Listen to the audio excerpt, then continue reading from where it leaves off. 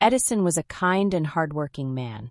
He lived with his wife, Mary, and their 2 sons. Their older son, Jack, was in 10th grade. Their younger son, Eric, was in 8th grade. Edison loved his family very much, but lately he had been worried.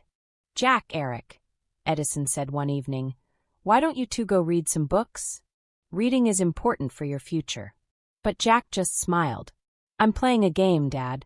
I'll read later." Eric didn't even look up. He was watching a TV show on his tablet. "I'm in the middle of something," he said. "Maybe tomorrow." Edison sighed. This happened almost every day. After school, his sons didn't read. They played online games, watched dramas, or scrolled on their phones.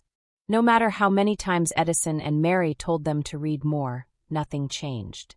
One Sunday afternoon, Edison met his old friend Frank at a coffee shop. "Hey Frank, how's everything going?" Edison asked. "Great. My boys are doing well in school," Frank said with a smile. "Every day after school, they go straight to their rooms and read. I don't even need to remind them." Edison was surprised. "Really? That's amazing. My sons don't like reading at all. I've tried everything, scolding, encouraging, even buying them new books. But they still just play games or watch TV." Frank took a sip of his coffee and said, Let me ask you something. What do you do after work?" Edison blinked. "Me? I watch TV to relax. Sometimes I scroll through my phone or watch YouTube." Frank nodded. "Ah, I see. That might be the reason. After I come home from work, I always sit in the living room and read books, magazines, or newspapers. I don't watch TV on weekdays. My kids see me reading, and little by little they started doing the same. I never forced them. I just set the example." Edison was quiet for a moment. He thought about it deeply. That night, when he got home, Edison looked around. Jack was on his computer. Eric was laughing at something on his tablet. Edison turned to Mary and said, "I think I understand now. We need to change something." The next day, after work, Edison didn't turn on the TV like usual. Instead, he sat down on the sofa with a book.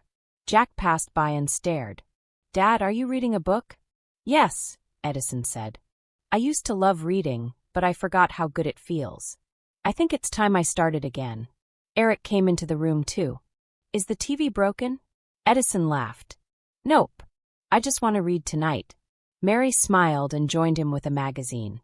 At first, the boys didn't care. They went back to their games. But the next week, Edison kept doing the same thing. Every evening after dinner, he read a book or a magazine in the living room. Mary often joined him. One evening, Jack came in and sat nearby. He looked bored. "Hey Dad, what's that book about?" he asked. "It's about space and time," Edison said. "It's really interesting. Want to take a look?" Jack shrugged. "Sure, why not?" The next night, Eric asked, "Dad, do we have any books about animals?" "I think we do," Edison said. "Let's check the shelf together." Slowly, the boys started reading. At first, it was just for 5 or 10 minutes. But after a few weeks, they stayed longer. Sometimes, the family sat together quietly, each person reading their own book. One evening, Edison looked up and smiled. Jack was deep into a science book.